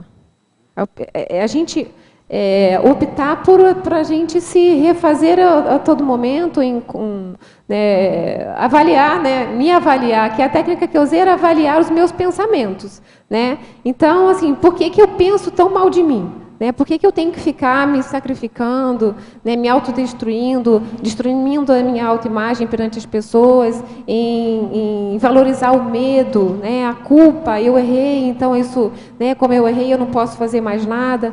Então, optar pelo melhor. Como que eu vou fazer isso? Como é que eu vou quebrar isso? Então, poxa, quanto registro que eu tenho de coisa ruim, né? Então, você se reconstruir.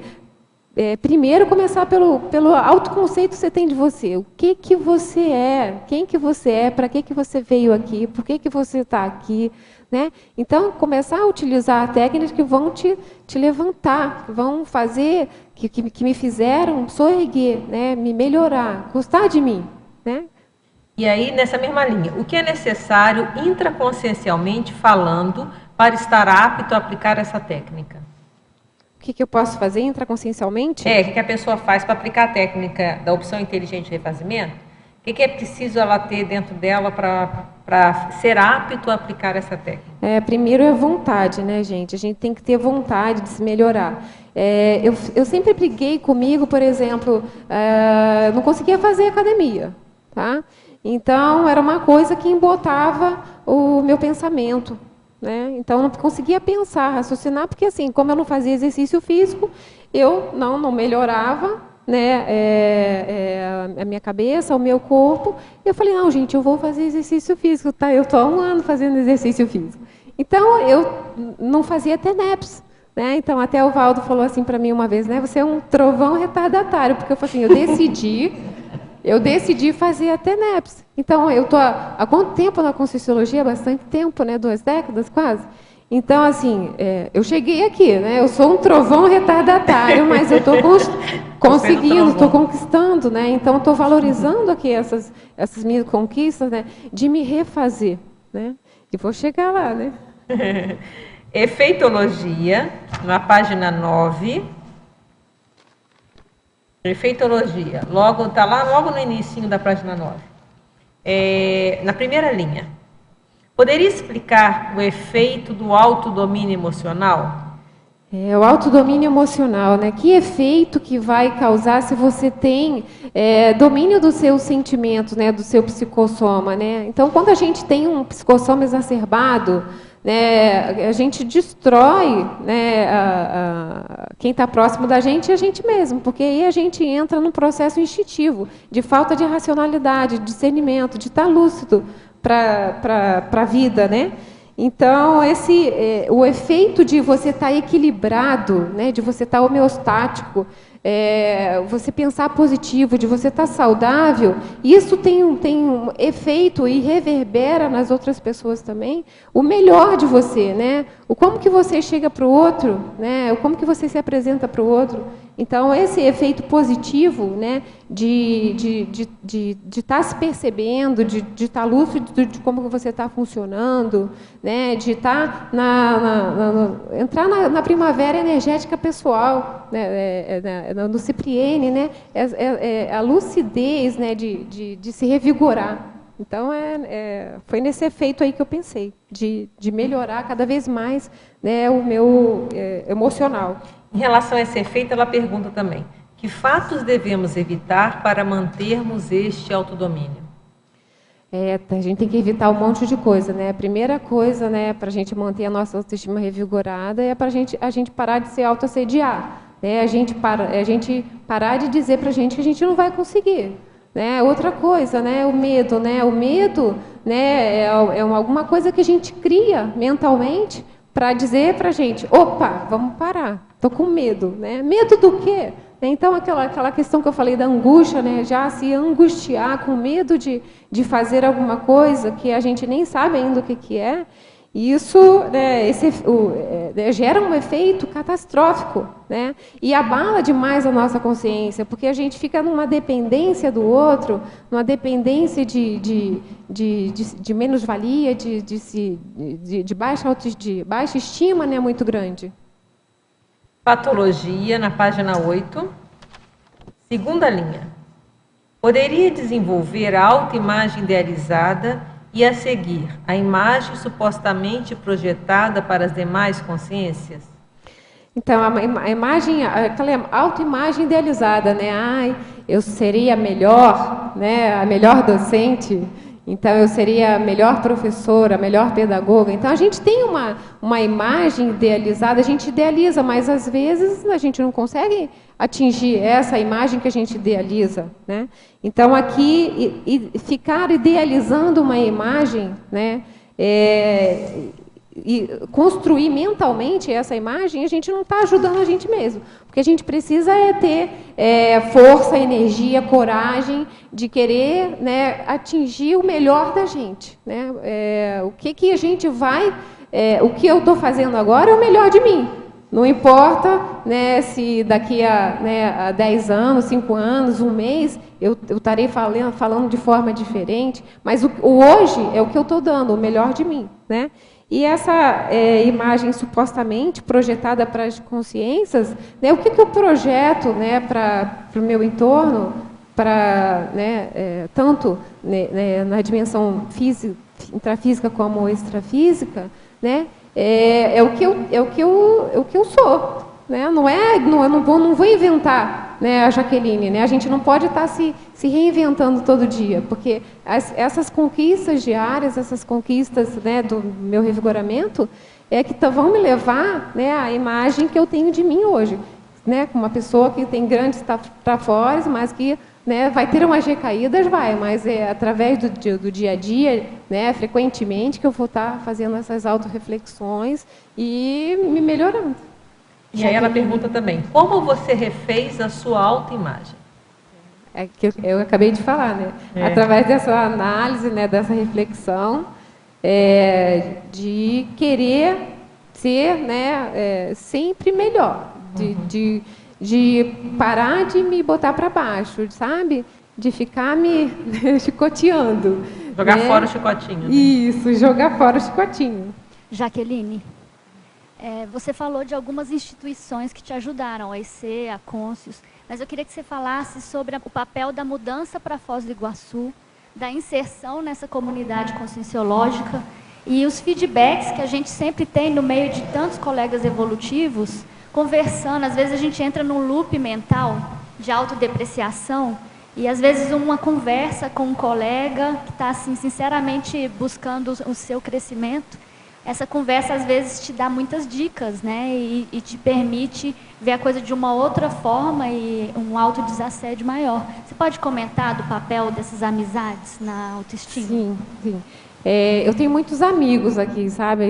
As pessoas que estão presentes aqui são muito queridas também, né? Então, assim, o papel do grupo ele é muito importante, porque você se sente valorizado quando você tem amigos, né? Então, quando você valoriza os amigos, né, isso ele vai de mão dupla, né? Você valoriza as pessoas valorizam também. E essa mudança minha para Foz do Iguaçu há 9 anos e meio atrás, né, foi pensada com a minha dupla, da gente estar dentro da conscienciologia fazendo um movimento, né, de se melhorar, de evoluir, de querer evoluir com o grupo. Né? E os feedbacks que a gente recebe, às vezes os feedbacks são bons, às vezes são positivos, às vezes são negativos. Mas os feedbacks dos amigos ajudam muito, ajudam porque a gente tem a possibilidade ali de refletir, né? O que está sendo legal, o que não está sendo legal agora, né? E é engraçado você estar perguntando sobre essa questão de estar vindo para Foz do Iguaçu, que nós estamos retornando para o Rio de Janeiro, né? Então, assim, amanhã a gente está viajando para o Rio de Janeiro, meus filhos já ficam lá para estudar, sabe? Minha dupla também. Eu volto, né, em fevereiro para cá e vou acertar algumas coisas, né, que a gente tem aqui, mas por um tempo, né, a gente precisa ver o que a gente deixou para trás, o que a gente precisa consertar, melhorar e poder voltar novamente. Vamos continuar com a Madri, então. Antagonismologia na página 9. Última linha. Poderia explicar o antagonismo, omissão superavitária, omissão deficitária, em relação à autoestima revigorada? Então, a omissão deficitária é a gente deixar de fazer alguma coisa, né? Quando eu deixo de fazer alguma coisa, assim, eu não acredito em mim mesma, né?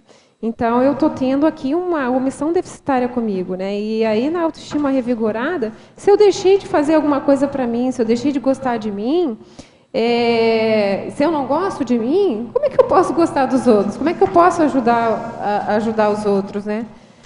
E a omissão superavitária, né? Então, eu deixar de fazer alguma coisa para ajudar, né, aos outros, né? E assim, né, a questão de mão dupla, né? Por exemplo, se alguém me pede para fazer alguma coisa que eu sei que vai prejudicar, né? Então, eu prefiro me omitir ao invés de querer prejudicar o outro. Principiologia, na página 8, final da primeira linha. O que vem a ser o princípio coloquial? Tem até um verbete, professor Waldo, chamado princípio coloquial. Então, o princípio coloquial, né? Então, é assim, o primeiro princípio, né? Que tem uma linguagem, né, uma linguagem que seja acessível ao outro, né, eu me colocar no lugar do outro, eu tenho uma empatia com ele para poder fazer um rapport, para poder assistir. Como é que eu posso assistir uma consciência que ela não estudou, ela não teve, não passou pelos bancos escolares durante muitos anos e a autocognição dela às vezes fica comprometida, né? Então, assim, eu tentar fazer esse rapport com essa consciência, me colocar no lugar dela, né? Usar uma linguagem mais facilitada, né? Então isso é um princípio que vai ajudar muito. Ciclologia, página 9, primeira linha. Poderia explicar sobre o ciclo da autodidaxia do sempre aprendente? Então, o ciclo da autodidaxia do sempre aprendente, né? A gente está aprendendo o tempo todo, então a gente está estudando e aprender o tempo todo, reaprender o tempo todo, né? Essa é uma questão muito importante. Então, esse ciclo, né, ele se repete, né? Então, o autoestudo, né, se estudar, se analisar, buscar formas de estar se melhorando, né, e aprender para poder você estar revigorando o tempo todo, se revigorando o tempo todo com as suas atitudes, né, com o que é o de melhor em você, o que de fato, né, você, consciência, mostra, né, e aparece para os demais. Magali? O que você recomendaria aí para a pessoa que quer revigorar a autoestima? Você falou bastante coisas hoje, trouxe bastante coisas assim, mas de prático, o que é que você poderia indicar para essas pessoas que agora, né, estão ali, não estão tão revigoradas com a autoestima? Confiar nela mesma, né? Primeiro, confiar. Segundo, se autoaceitar da maneira que você é. Não ficar buscando uma imagem né, idealizada, né? Mas se reconhecer, né, como uma consciência que está em processo de contínua transformação e acreditar que é possível, né? Acreditar que você é capaz de ajudar e ser ajudado. Sobre essa questão da autoestima, a gente sabe que tem a questão do orgulho, que é um dos grandes mata-burros da consciência, né? A questão do orgulho. Como é que a gente pode ajudar a pessoa a entender essa questão do autoestima sadia, da autoestima cosmoética? O que você poderia ajudar a gente a pensar sobre isso? O orgulho, como eu falei antes, né, ele é um problema, porque a pessoa orgulhosa, ela não sai de si. Ela acha que ela tem... que ela é merecedora de muitas coisas e ela fica no mundinho dela, se achando mais capaz que o outro. Então, a autoestima sadia, quando a gente tem uma autoestima sadia, a gente está qualificando ela, porque além da gente estar se ajudando, a gente também se coloca no papel de ajudar o outro. E a outra coisa que você falou? Claro que está claro, então, que a questão da autoestima tem a ver com a questão assistencial. Sim, totalmente assistencial. A autoestima assistencial. sem assistência A autoassistência, né? Primeiramente é um verbete autoassistente, né? A assistência que você está fazendo consigo mesmo. No meu caso aqui, né? Eu estou fazendo comigo mesmo. E com esse verbete eu posso, né? Assistir, né? As pessoas presentes, as pessoas que estão me assistindo, né? As consciências extrafísicas. Então, é auto e hétero também. Pelo seu exemplo, por ser um exemplo positivo, sadio, cosmoético, ele transborda. Mas eu estou dizendo mais a respeito da questão, a pessoa que tem necessidade de se reafirmar. No sentido de a pessoa estar sempre querendo se reafirmar em cima dos outros, que é o que você falou do orgulho, da arrogância, né? Mas aí vem a pergunta, será que isso é autoestima? É a pessoa que quer se reafirmar o tempo todo, vai naquela questão de sobrevalorizar, né? Aqui em numerologia ninguém perguntou, né? Mas assim, a numerologia aqui vem num crescendo, né? Todas elas vão no sentido de revigorar. Então assim, ela vai fortalecer a autoestima, depois ela vai construir a autoestima dela, depois ela vai enriquecer, ela vai priorizar, ela vai retificar, ou seja, vai consertar, ela vai sobrevalorizar essa autoestima, né? E ela vai ter uma autoestima mais resiliente. Se a pessoa é prepotente, gente, sinto muito, ela não tem autoestima nenhuma, porque ela não está construindo, ela não entrou no processo. Né? Ela está querendo reafirmar e muitas vezes não tem autoestima nenhuma ali. Aí até um Consim Cobaia ajuda. O Consim Cobaia vai ajudar demais. Jaque, aqui na parafatologia, no final da segunda linha, a paradescoberta de si mesmo. Você pode falar um pouco sobre isso? Então, gente, a gente se reconhecer, né, essa paradescoberta de você estar na multidimensionalidade, de se reconhecer como uma mini peça dentro do max mecanismo, isso é muito bom, né? Se redescobrir como uma consciência que tem o seu alto valor, né, e uma importância, né, nesse grupo muito grande, né? Então, estou aqui para fazer o meu trabalho, né, através dessa paradescoberta. Jaqueline, eu vejo que esse tema é um tema bem interessante. Na hora que a Vera fez aquela pergunta e elogiou também o seu verbete, eu não sei, eu vi isso daqui como tema de um livro. Então, se o verbete já ajudou muita gente e esse tema é um tema assim bem interessante para ser explorado e tudo mais, eu vejo que quanto mais a pessoa trabalha no tema, desenvolve, coloca outros vieses, coloca cosmograma, a sala de assistência aumenta, se amplia. E aí eu queria que você comentasse a frase enfática na página 11, que ela dá bem um resumo do seu verbete, né? Trazendo ali as ideias principais, aquilo que você pôde selecionar em termos desse tema que foi bastante interessante. Então, aqui as reciclagens intraconscienciais, né, desse alto valor, então, eu considero que são as primeiras reciclagens da minha autocognição, que ela está registrada lá na minha FEP, né, na minha ficha evolutiva pessoal, né? Então, assim, eu conquistei, né, e estou conquistando, né, através dessa minha autocognição, né? Então, promovendo esse meu autodesassédio mental somático, de estar aqui, né, expondo, né, me expondo, isso aqui potencializou demais, gente. Vocês não sabem como vocês me ajudaram, sabe? Então, eu devo muito aí a vocês, né, a equipe de amparadores que estão aqui, mas que consolida, né, de fato, né, a minha autoestima que foi revigorada. A gente queria saber o próximo verbete, qual vai ser o tema. E você comente também sobre a teoria da inteligência fixa. Você cita aí. Então, meu próximo verbete, né, eu tenho vários temas, então eu tenho que escolher aí um deles, né? Eu ainda não escolhi. E a inteligência fixa, aqui no caso, é uma inteligência que ela não tem um dinamismo, que ela foi estabelecida, foi pré-determinada, que ela não renova. Ou seja, para a gente ter uma inteligência, a gente precisa estar sempre trabalhando as nossas competências, as nossas habilidades, as nossas qualidades. E se a gente fixa, se a gente não pode, né, mexer, né, como que a gente vai evoluir, né, entrar na inteligência evolutiva, né? Então, essa inteligência fixa seria assim de estagnar a consciência, né? Entendi. A inteligência estagnada, né, no caso.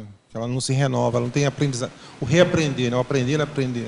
Isso. Não Quer fazer a saideira? Tá. A saideira. É porque me ocorreu uma coisa, você não colocou coloquiologia, né? E me ocorreu uma coisa, uma colocação bem comum, que acho que tem a ver com o seu exemplarismo, que é quem te viu e quem te vê. Que eu acho que tem muito a ver com a autoestima revigorada, né? Porque é impressionante, eu conheço a Jaque desde que ela chegou no CAEC, e assim, até com a colocação da colega, depois que veio morar aqui, é impressionante a mudança consciencial que você teve. Então, assim, eu acho que isso vale muitas vidas. Né? Viver me escondendo, né? Então, assumir as responsabilidades, mas eu não preciso me expor, né? Eu vou fazendo aqui por trás dos bastidores, vou ajudando, vou assistindo, mas eu não preciso aparecer. Então, fica a sugestão. Jaqueline, ó, cheia de sugestões, já saiu livro, já saiu um monte de coisa aí. Então, bastante, você pode revigorar muito, né? Mais ainda a sua autoestima, fazendo mais verbetes, vamos ficar aqui aguardando. E quem sabe mesmo pensa na hipótese do livro, né? Então, agradecemos muito a sua presença, parabéns pela sua defesa, agradecemos aqui aos tertulianos presentes, ajudando sempre, aos teletertulianos também, sempre firmes, mandando as suas perguntas, os para-tertulianos mais caladinhos. Até a próxima. Tá? Nossos comerciais. Boa tarde a todos. As pontuações da tertúlia de hoje são 21 assinaturas no livro de presença, 28 perguntas presenciais, 28 perguntas online. Para hoje temos 2 recados. Rômulo, acoplamentário, Patrícia Takaki, Assembleia na Câmara Legislativa sobre Porto Seco. Boa tarde a todos. Gostaria de convidar aos tertulianos e aos teletertulianos. Nós temos 2 acoplamentários ainda neste mês, né? Começando o primeiro do dia 22 a 24 de dezembro, que a temática é monarquia, né? Os epicons desse acoplamentário serão os professores Luiz Gonçalves e Hernani Brito. Esse vai ser um acoplamentário extra, com uma dinâmica um pouco diferente, né? Que nós teremos uma aula especial com a professora Laura Sanches, sobre monarquia, né, e temperamento monárquico. E depois, no dia 26 a 28, nós teremos um acoplamentário com a temática TENEPS. Né? Então, esse terá uns epicons, Leonardo Firmato, Felipe Mansur, Amin Lascani e Flávio Bononato. Então, é uma boa oportunidade também de todo mundo fazer até uma autoavaliação sobre a própria TENEPS e ter experiências no acoplamentário relacionado à própria TENEPS. Então, muito obrigado, fica aí o convite a todos. Mais informações podem ser obtidas na recepção do CAEC ou pelo telefone 3525-2652 com DDD 45. Obrigado. Boa tarde a todos. Eu gostaria de convidar os conscienciólogos que moram em Foz do Iguaçu a participarem hoje, às 19 horas, da Assembleia Pública que discutirá a localização do Porto Seco de cargas químicas de Foz do Iguaçu. Existe uma intenção de alguns órgãos governamentais de colocar esse porto seco aqui no bairro Cognópolis, sobre o manancial do rio Tamanduazinho, e essa decisão ela poderá comprometer os 20 anos de trabalho da nossa estrutura aqui da Conscienciologia, da Cognópolis, além de comprometer os próximos projetos, por exemplo, o Hospital da Conscienciologia, da OIC. Então, é um evento de suma importância, é um evento político e cívico, e a maior quantidade de pessoas presentes fará toda a diferença. A Assembleia é hoje, às 19 horas, a Câmara Legislativa fica no centro da cidade, entre as avenidas JK e Avenida Brasil. Ela é gratuita e aberta a todos. Obrigada. O próximo verbete é Sorriso Sincero, da especialidade Comunicologia, da verbetógrafa Patrícia Takaki. Boa tarde.